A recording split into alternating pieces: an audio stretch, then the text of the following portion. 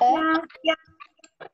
Por favor, nos silenciamos los micrófonos, así tenemos la posibilidad de ellos lo han hecho así, facilitar la comunicación. Muchas gracias. Los inconvenientes.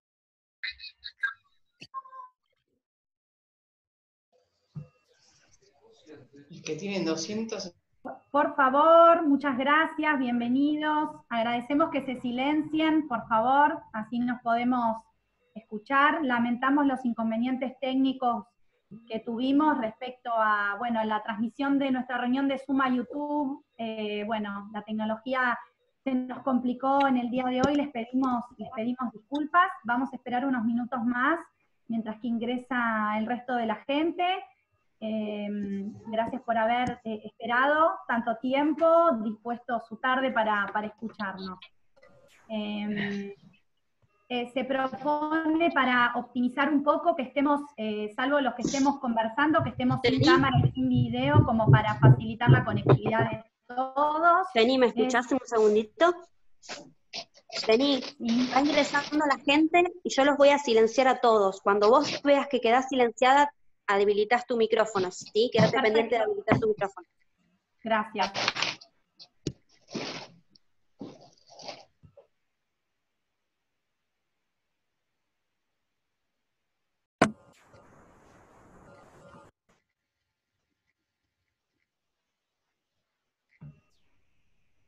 Bueno, simplemente les voy dando la bienvenida. Bueno, mi nombre es Jennifer Bertín. La idea un poco va a ser, vamos a extender un poco el tiempo pactado para finalizar, para dar lugar a todo el intercambio. Bueno, vamos a conversar hoy de abordaje virtual en la atención de niños pequeños en tiempo de pandemia, desde, bueno, la Comisión de Primera Infancia de la Asociación Civil Fórum Infancias, es un equipo interdisciplinario que trabajamos, bueno, con niños pequeños, y la idea un poco fue, desde el inicio de esta cuarentena, nos reunimos para trabajar y pensar acerca de, bueno, qué efectos tenía el aislamiento social preventivo, tanto en niños y cuidadores, como en los terapeutas que acompañamos a esos niños y cuidadores. Así que, bueno, queremos compartir con ustedes el fruto de ese intercambio.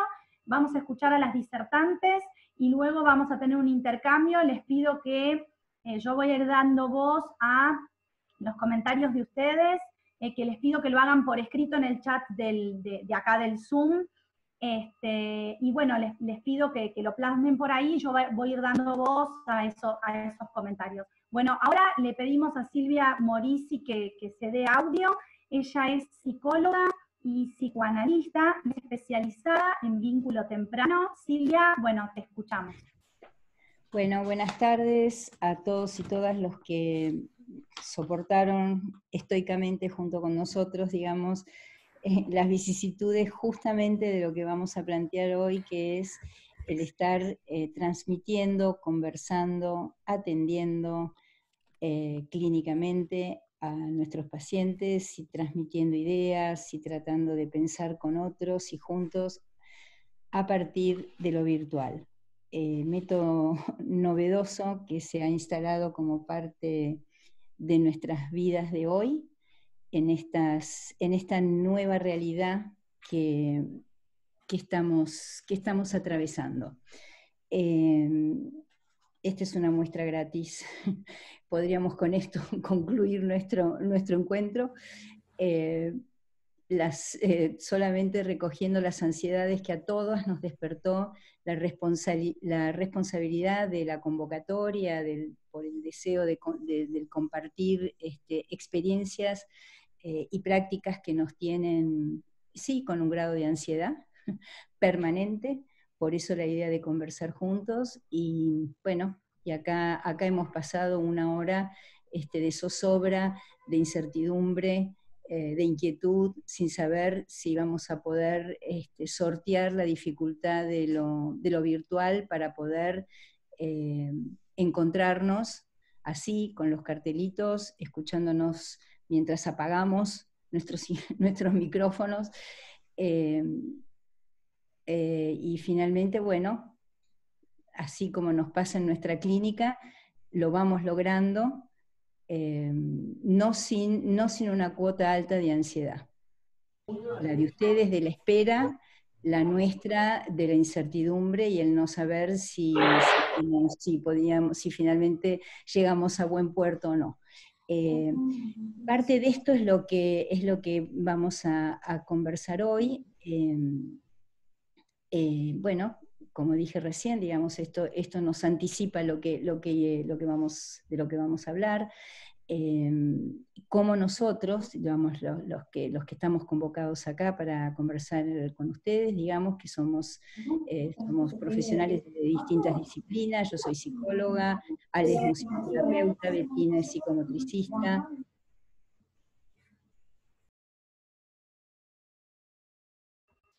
Está silenciada, Sil. Date audio otra vez, por favor.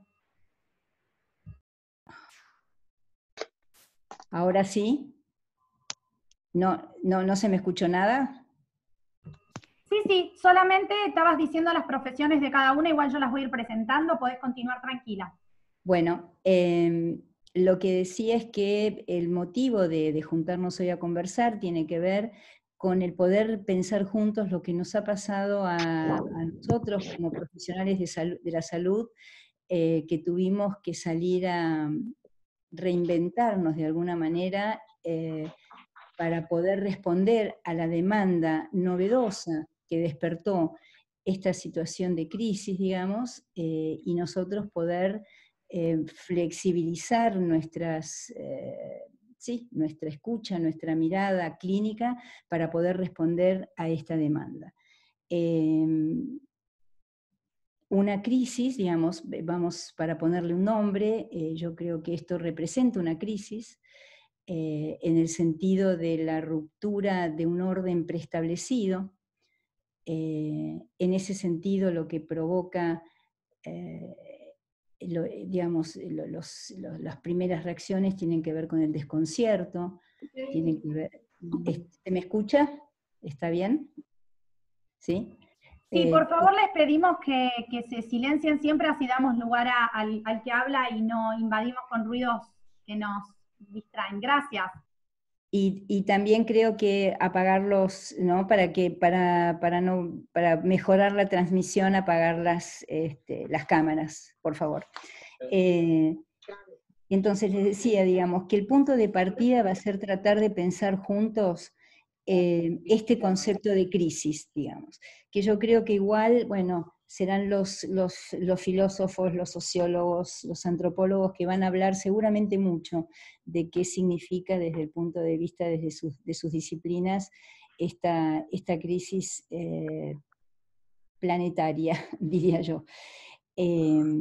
Crisis en el sentido de lo que les decía recién, de la interrupción de un orden preestablecido, que necesariamente nos lleva al desconcierto, a la incertidumbre, y digamos, y donde empiezan a prevalecer temores que uno los podría agrupar o pensar que podríamos,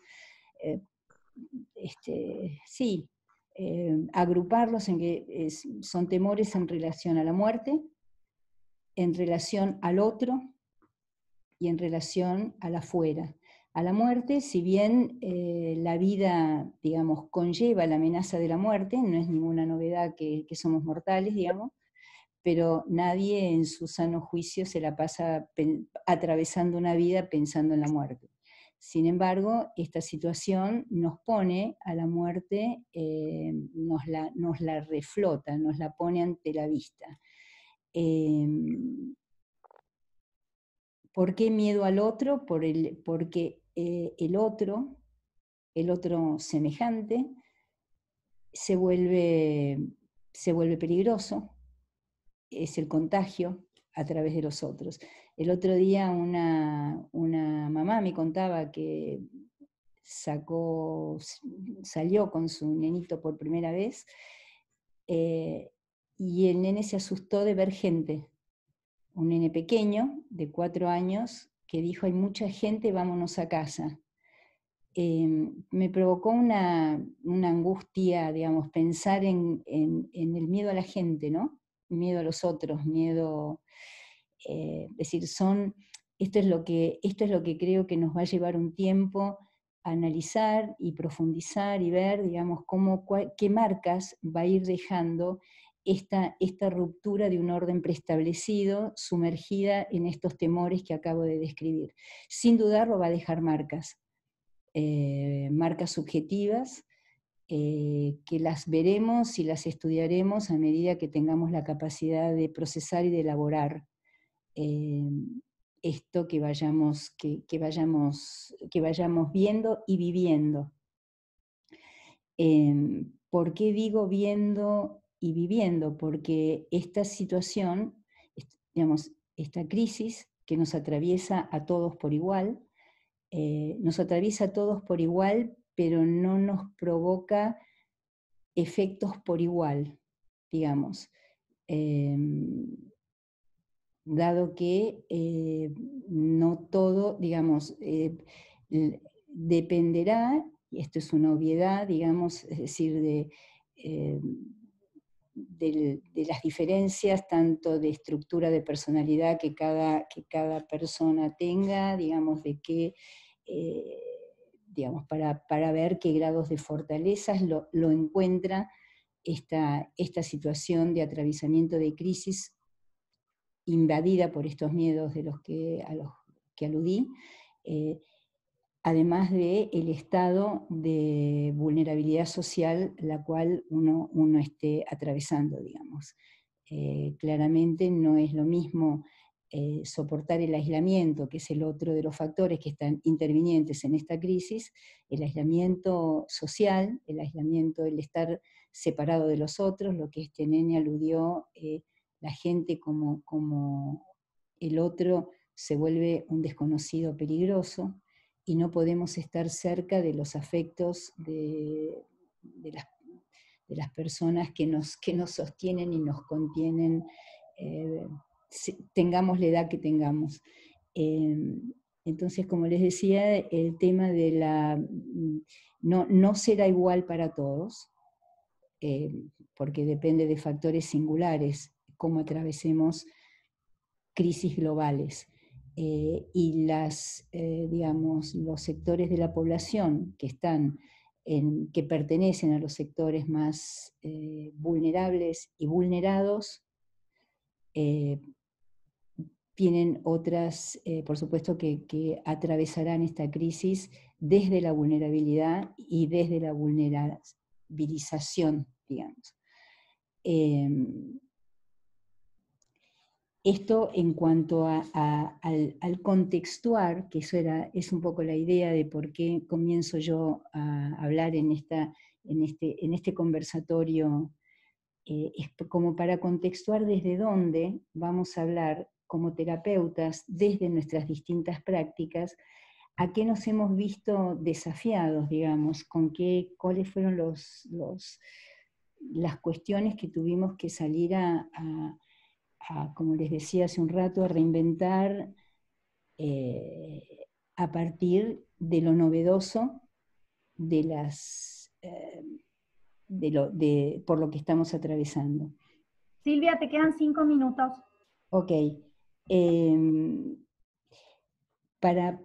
Hay algo de lo cual se viene hablando, digamos, a partir de esto que les decía de lo contextual, que es que se empieza a hablar de una vieja normalidad, es decir, a partir de lo que viene a representar esta crisis en cuanto a las marcas subjetivas a las cuales va a dar lugar, se habla de una vieja normalidad y de una nueva normalidad. Me parece, así como se habla de si la atención virtual versus la atención presencial, digamos, una tendencia a verlo, analizarlo en forma binaria, que creo que no nos va a llevar a ningún lado. Creo que ni tan vieja la normalidad, ni tan normal lo viejo, digamos, ni tan mala la nueva normalidad, y probablemente ni tan nueva, digamos. Es decir, y sin dudarlo, la nueva normalidad será una construcción y un proceso colectivo. ¿Ya estoy, Jenny? Diga, 2 minutos, ok, entonces, digo esto porque creo que efectivamente, el desafío para poder sostener un nivel de análisis, es decir, para poder seguir pensando sobre esto, creo que hay que no caer en la tentación de lo binario. Porque esto es realmente esto es algo novedoso, es como cuando uno no puede saber primero, insisto, tampoco era tan normal lo viejo, digamos, uno podría decir que más bien veníamos invadidos por justamente un excesivo imperio de lo normativo, es decir, de la norma. Por lo menos en el terreno de la salud mental, esto era así, digamos, donde lo que prevalece es casi la imposición a ser normales y se ha perdido la singularidad, digamos, donde cualquier situación que no sea establecida por una norma pasa a ser patológico. Creo que esto era una mala normalidad. Así que si esto es una vieja normalidad, no era buena.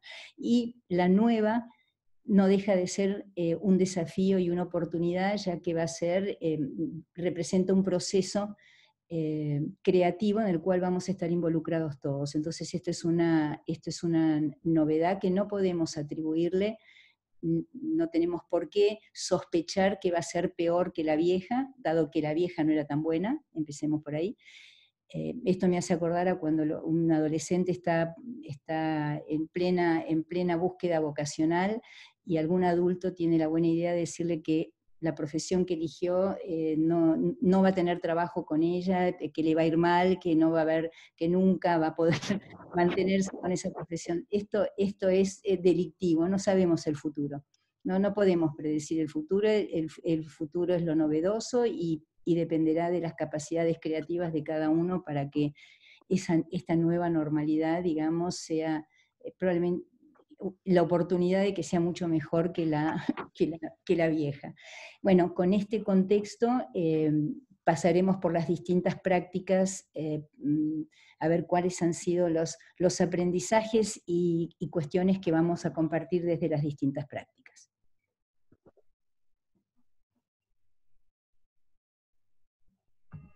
Bueno, Silvia acá justamente comenta una mamá que su hijo de 7 años justamente no quiere salir, justamente como vos un poco comentabas, que prefería quedarse en casa con la pantalla, justamente por este motivo, ¿no? Va resonando un poquito lo que estaba planteando. Bueno, ahora invitamos a Vera May. May, perdón, se lo hago inglés. Es Vera May, disculpen, todo el tiempo lo digo mal. Vera May es médica pediatra, discúlpame Vera, ella es consultora en lactancia materna. Vera, te escuchamos, gracias. Bueno, buenas tardes, gracias por la paciencia y gracias por invitarme porque me encanta el fórum, pero todavía no pertenezco, soy invitada. Los médicos tenemos, por un lado, como el pensamiento o las reflexiones un poco más concretas, y la práctica arraigada sobre todo en el intercambio con el cuerpo del paciente.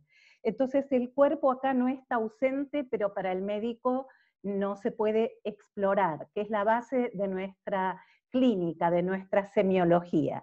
Primero escuchar cuál es el motivo de consulta, cuál es el relato, luego explorar y comprobar, luego hacer alguna hipótesis diagnóstica, y luego dar indicaciones si es pertinente. Bueno, esto de que el cuerpo del chiquito no esté en la virtualidad en las manos del médico, pero sí está presente a través de esta ventana, que es la virtualidad, es muy raro. Y para esto quiero traer al doctor Gian Antonio. Por favor silencien los micrófonos. Gran pediatra argentino, fallecido ya, que hablaba de que los pediatras o los profesionales de la niñez somos un poco como niños en cuanto a no debemos perder ni la curiosidad infantil, suprema curiosidad, ni la capacidad de asombro. Y las dos cosas tienen que estar en juego acá con esta nueva forma de establecer el vínculo con nuestros pacientes habituales o tal vez alguno nuevo. El motivo de la consulta va a estar presente y cuando la consulta es por síntomas físicos o por crecimiento del bebé, una consulta en salud, de desarrollo del niño es imposible hacerla en forma virtual. Pero cuando la consulta sugiere otros motivos de angustia, de ansiedad, de pregunta, o evacuar la primer duda para redirigir a la familia hacia una consulta de cuerpo presente, ahí sí puede estar el pediatra de cabecera. Esta virtualidad nos permite, un poco como decía Winnicott, que primero fue pediatra y luego psicoanalista, nos permite ver un poco el panorama. Él hablaba de la sala de espera, que nos permite ya hacer un prediagnóstico de situación. Cómo es la familia, cómo se vincula, qué dinámica tienen, quién sostiene al niño, quién habla con quién da la palabra, con quién se relaciona mejor el niño y cómo interactúan. Y esta ventana es sumamente interesante y se parece a cuando los pediatras íbamos a domicilio.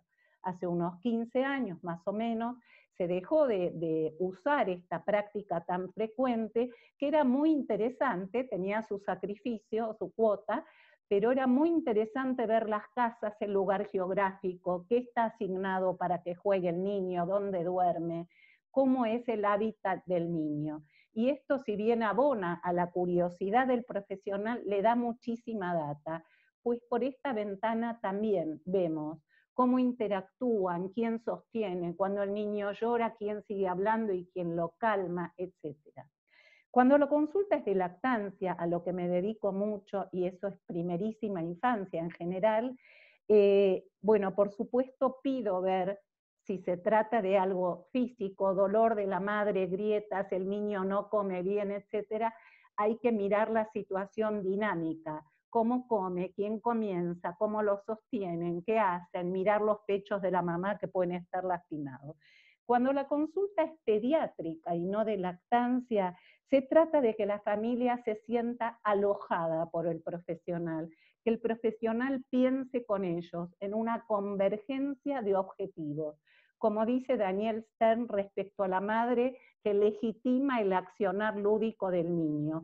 Esto de alojar al otro y de pensar con el otro cuál sería el mejor camino para estar en mejores condiciones es fantástico. Esto es lo que empieza a curar o sanar. No el antibiótico, no el antialérgico, sino el pensar con la familia a ver qué les pasa. Los escucho, los alojo y pienso con ustedes qué puede andar mejor. Siempre haciendo hincapié en el propio criterio de la pareja parental, siempre reforzando la propia capacidad de verse, de criticar, de medir cuál va a ser el mejor camino. Por favor, los micrófonos interfieren mucho. Si alguien puede apagar su micrófono. Agradecemos que por favor, para los que se suman ahora, estén sin micrófono y sin video para favorecer la conectividad que esta virtualidad nos impone. Gracias. Bueno, y por otro lado, decirle a la familia que haremos lo que podemos, que tal vez no podemos ayudar, eso en cualquier grado, pero acá con la virtualidad aún más. Y yo he tenido en mi experiencia oportunidad de hacer diagnóstico de boquitas disfuncionales, de succión que no anda, de grietas de pezón, de niño con trastornos al dormir o al comer, y la consulta había sido otra, y esto surge del relato. Pero les decía que siempre reforzando no la autoestima, sino la propia capacidad de raciocinio, de espíritu crítico, de pensar las propias soluciones inherentes al clima de la pareja, a la dinámica familiar, y siempre realzando la importancia de los dos padres en su accionar. Me pasó hace poco en una consulta de lactancia donde había mucho dolor y dificultad para amamantar, que el papá participó, varias veces lo invité a decir su opinión, y es la primera vez que me pasa que en consulta llora el papá. Pues cuando llora un papá por impotencia de ayudar a su mujer es muy fuerte. Tengo 40 y pico de años de ejercicio de profesión y esto no me había pasado. Las mamás lloran siempre en lactancia por las hormonas, por el dolor, por la sobrecarga, pero los papás no tanto. Bueno, más o menos esto es lo que quería plantear. Cuando necesitamos revisar el cuerpo del niño, aunque las consultas por miedo a a ir a lugares de salud, a instituciones sanitarias, vienen consultas por WhatsApp, mira esta grano, mira esta... Eso hay que ser responsables, o sea, no es cualquier cosa lo que se da con esta virtualidad. La responsabilidad en el diagnóstico impide que hagamos diagnóstico de algo físico por medios virtuales. Hay que revisar, hay que palpar, hay que mirar, hay que explorar, esa parte no funciona. Tenemos que redirigir a los pacientes hacia lugares donde atiendan. Y esto fue bravo en la cuarentena porque muchos lugares cerraron su atención hacia la normalidad o hacia otras enfermedades. Y entonces esto se complicó. Las familias no tenían a dónde ir o no tienen a dónde ir a consultar si no es por el COVID. Lo otro que nos pasó, que fue fuerte, fue que los primeros protocolos hablaban de que la lactancia con una mamá sospechosa o enferma no era posible. Y los que trabajamos fuerte en lactancia queríamos mucho que esto se revierta desde el ministerio. Y a nivel internacional estaba revertido. Pero los infectólogos opinaban que el modo de transmisión podía reforzarse con un bebé tan cerca varias veces al día. Pues hoy se sabe que es elección de la madre. Si la madre no está en situación crítica, puede ponerse, debe ponerse el tapabocas y la higiene de manos, y el bebito debe seguir amamantando si la familia y la madre así lo deciden. Así que la lactancia vio su continuidad muy amenazada por el COVID y finalmente en este momento se sabe que se puede seguir amamantando sin problemas, no se transmite por leche humana y hay que usar barreras como se usan en otras enfermedades respiratorias. Diría que por ahora dejo acá, Jenny. Muy bien, bueno, estabas en el tiempo justo, muy prolija, Vera, gracias. Bueno, le damos la palabra a Bettina Fried, ella tiene una doble pertenencia porque ella es psicóloga y psicomotricista, y bueno, se desempeña, realiza clínica con bebés y niños pequeños principalmente. Bueno, ya estoy. ¿Se escucha bien? Bien. Bueno, voy a seguir hablando un poquito más del cuerpo. Quiero antes leer de Marguerite Yourcenar 3 renglones que me gustaron mucho para esta instancia, y es: lo mejor para las turbulencias del espíritu es aprender. Es lo único que jamás se malogra. Lo que creo es que estamos en una instancia de aprendizaje, acá especialmente entre todas. Esta semana me encontré con una mamá y su hija, yo atiendo a la nena de 3 años, y la mamá me quería contar, me quería mostrar qué actividades habían hecho en la sala. Y me manda un video que le habían mandado de la sala, de la escuela, del jardín, y el video inicia y lo primero que veo es un cartel que dice manos en cuarentena. Así que dije, bueno, esto es, y voy a contar, yo voy a dar 4 puntos, digamos, importantes, 4 temas que a mí me tuvieron, digamos, ocupada todo este tiempo y todavía me siguen preocupando y ocupando. Y este es uno, es el lugar del cuerpo y las paradojas del cuerpo en esta pandemia, digamos. Desde el inicio, digamos, los primeros momentos, la primera fase de la cuarentena, lo que se empezaba a escuchar era que no había que tocarse, lavarse las manos, no llevarse las manos a la boca. Algo del cuerpo empezaba a ser peligroso, contagioso. A los que nos ocupamos del cuerpo, en el lazo social, del cuerpo como lazo social, esto nos resultaba un poco paradójico. Estar trabajando con el cuerpo y con esta, digamos, esta sensación de que el cuerpo, que es lo conocido, lo que tenemos, lo nuestro, empieza a ser peligroso, era complejo.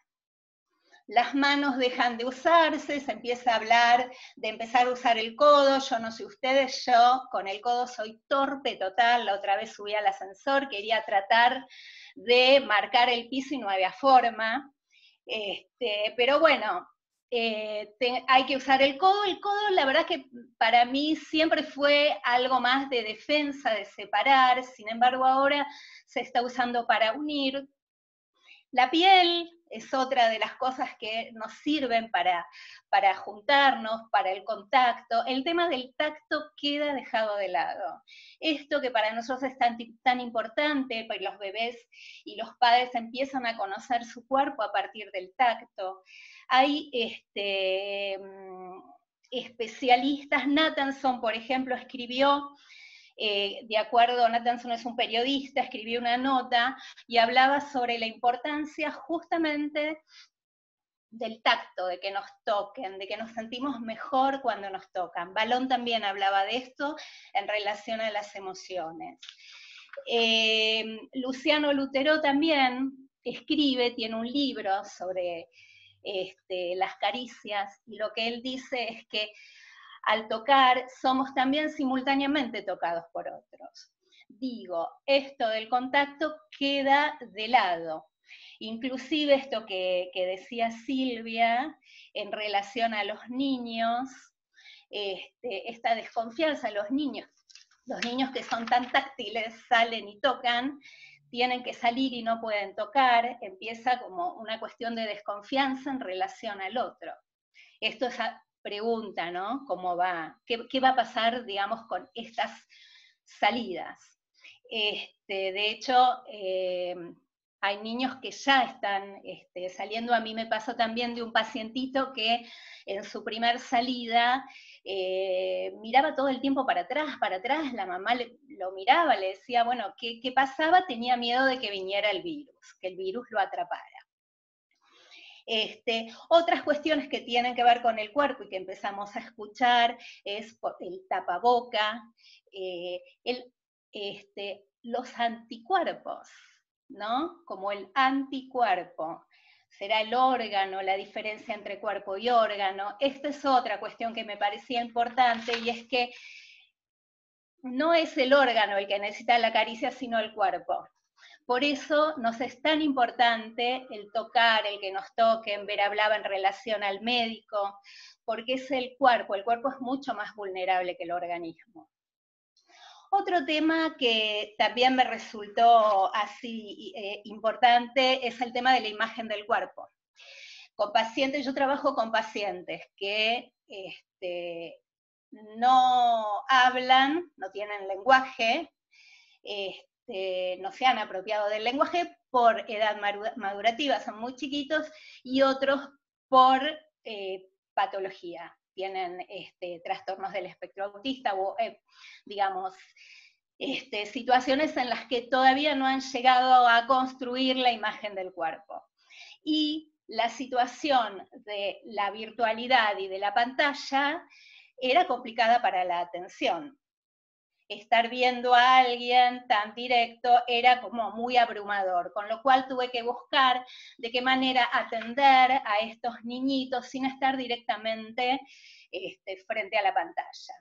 Entonces tuve que incluir por ahí algún muñeco, ponerme de costado, trabajar un poco con los padres, y después de a poquito pude empezar a incluirme. Me pasó con un paciente que los primeros encuentros, él me miraba en el teléfono y cortaba.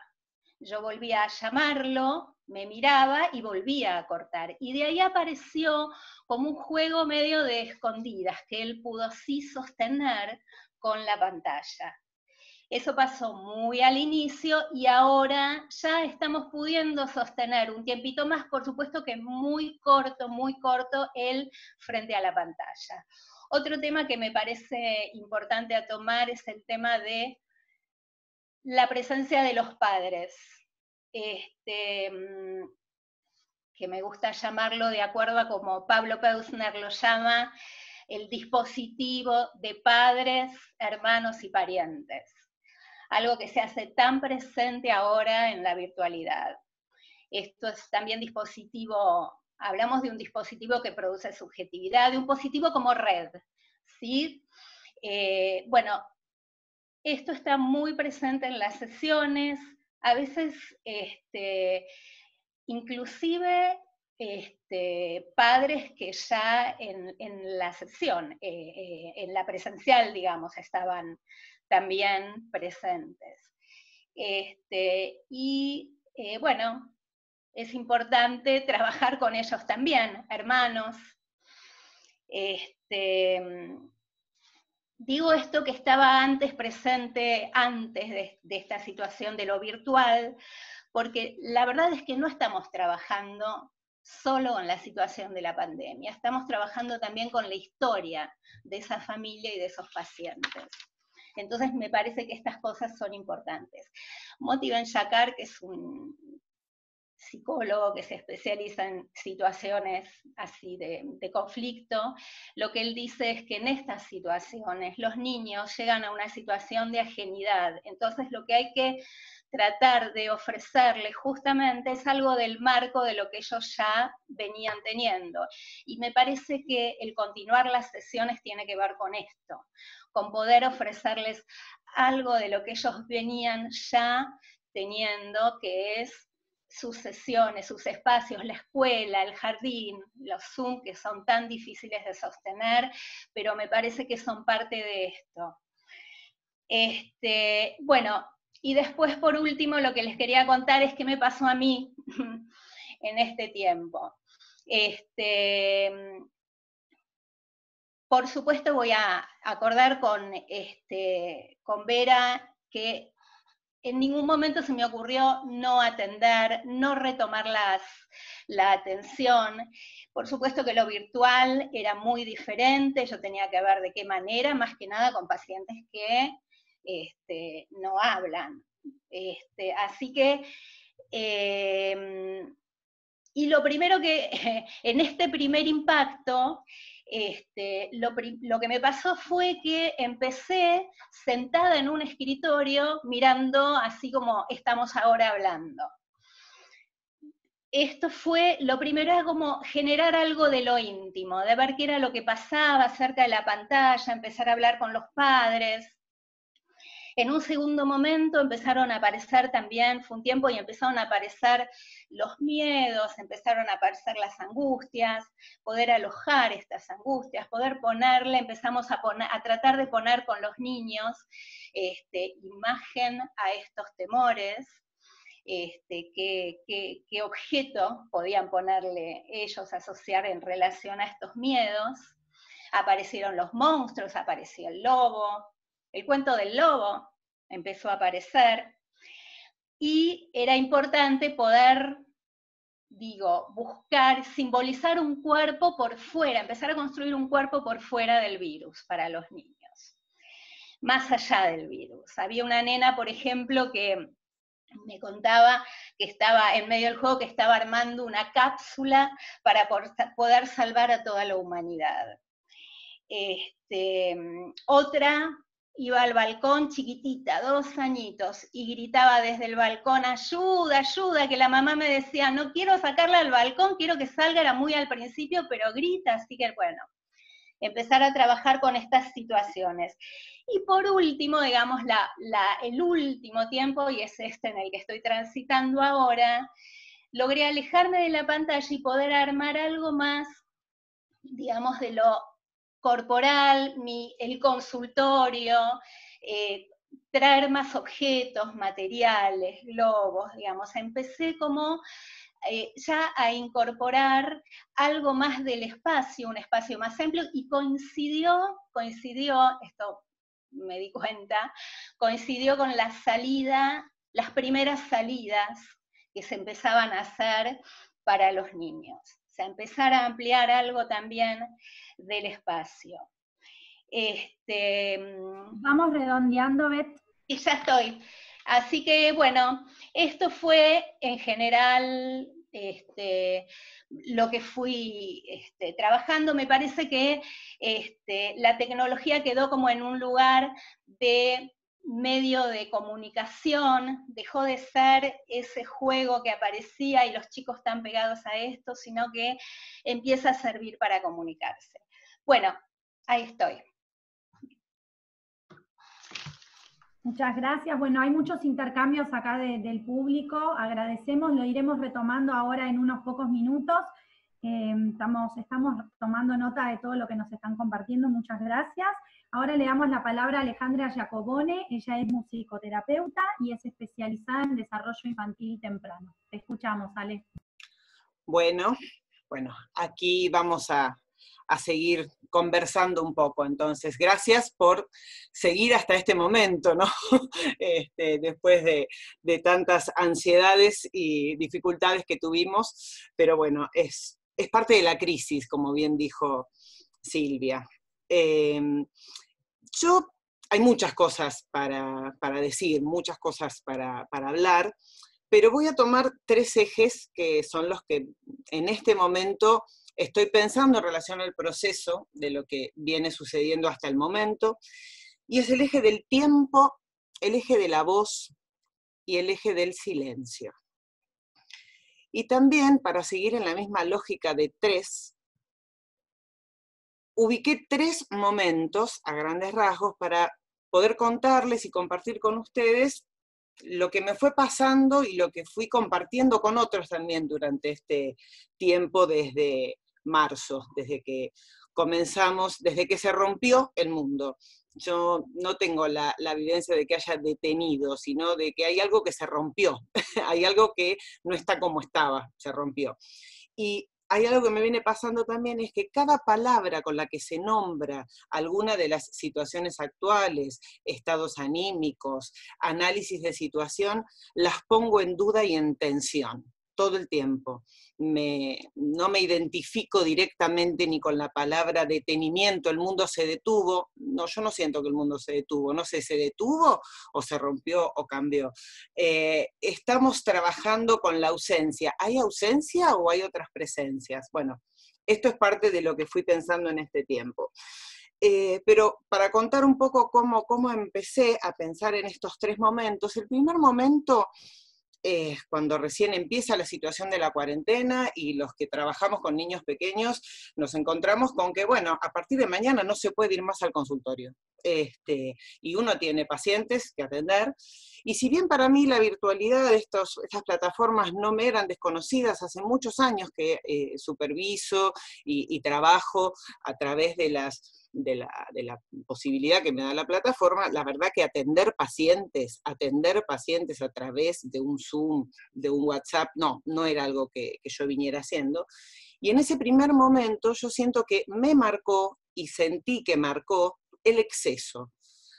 El exceso inundó la vida de las personas y de los niños. Hay que trabajar. De alguna manera hay que trabajar, tenemos que salir a trabajar, tenemos que prender la computadora, tenemos que comunicarnos por teléfono, es lo excesivo del hacer, ¿no? Como respuesta terapéutica, como respuesta pedagógica, como si hubiera un gran temor a la pausa. Y por ahí, esto en paralelo a algunas situaciones de parálisis, o sea, sí hubo profesionales, docentes, personas que atienden niños pequeños que se enfrentaron con la contrapartida de esto, con la parálisis. No puedo hacer nada.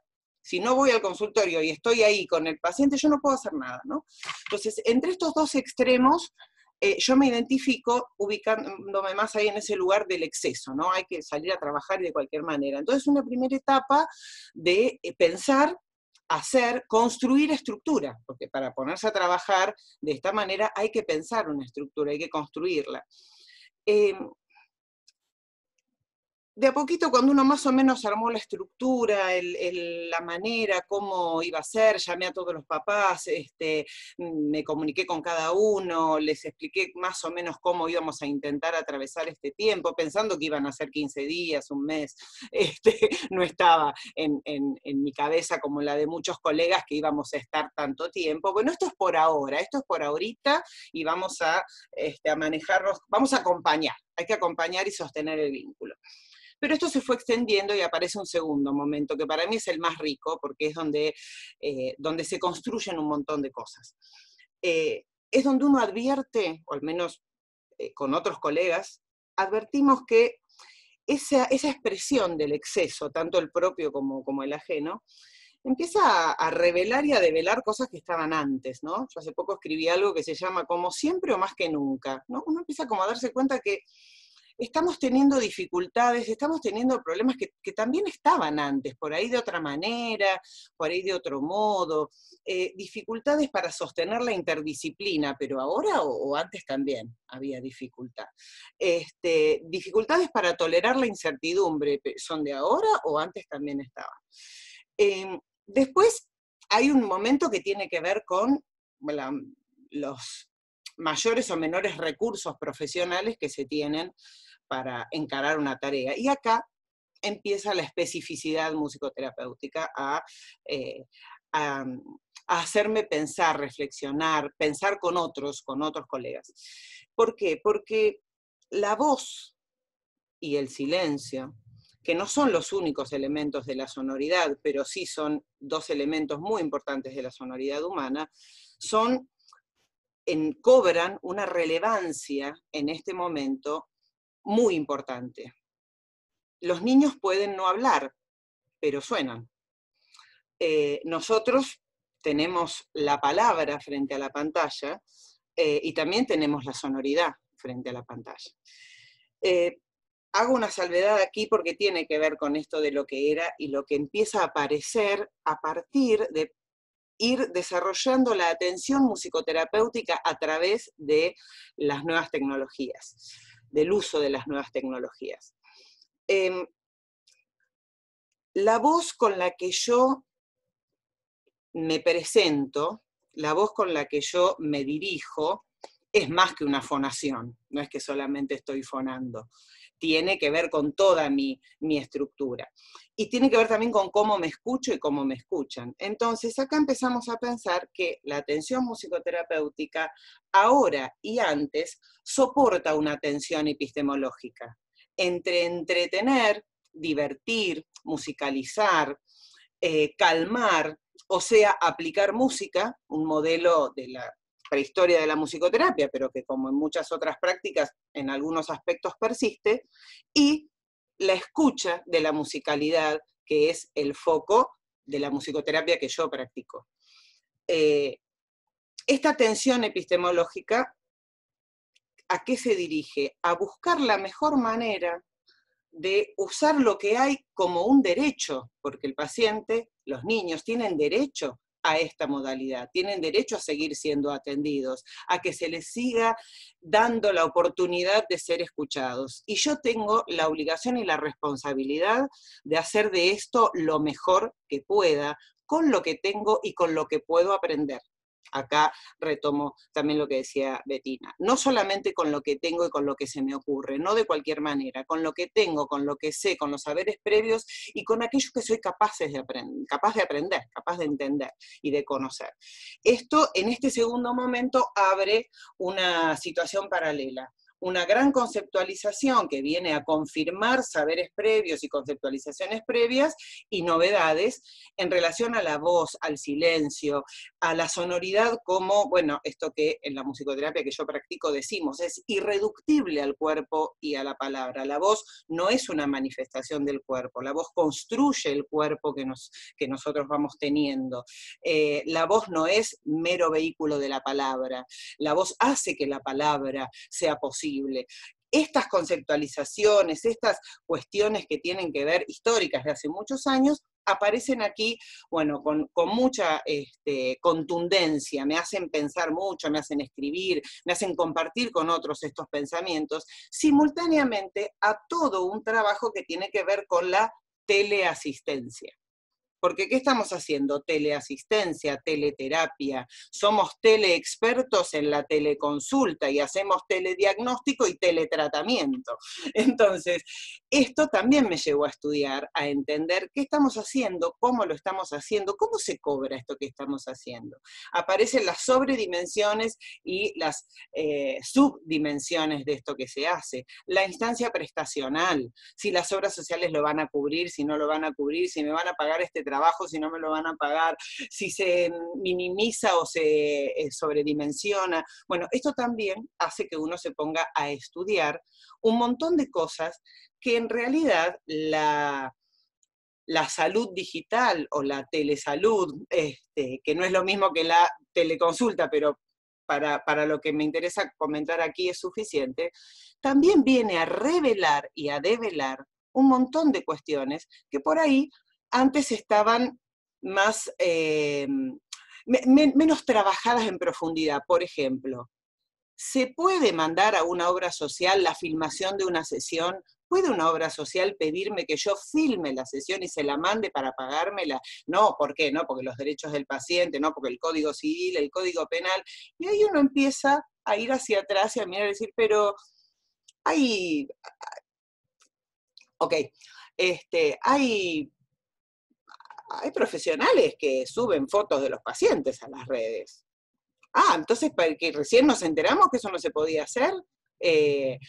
Hay obras sociales que si yo no le mando la foto no me pagan. ¿Eso está bien? ¿Está mal?